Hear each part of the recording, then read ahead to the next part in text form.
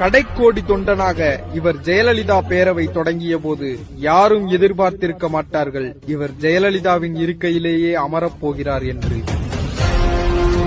கொலை குற்ற வழக்கில் சத்தியமங்கலம் காடுகளில் இவரை தேடிக்கொண்டிருந்த காவல்துறைக்கு தெரியாது இவர் தங்களுக்கே மந்திரியாக போகிறார் என்று.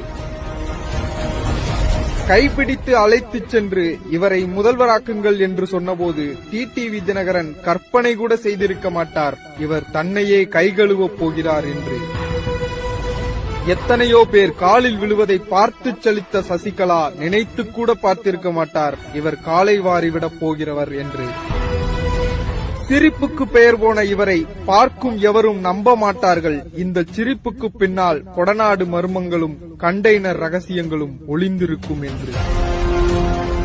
சிலுவம்பாளையம் வெள்ளமூட்டை பழனிசாமி முதல்வர் சிம்மாசனத்தில் அமர்ந்த வரலாற்றின் முக்கிய அத்தியாயங்களை சொல்கிறது மிஸ்டர் தலைவர்.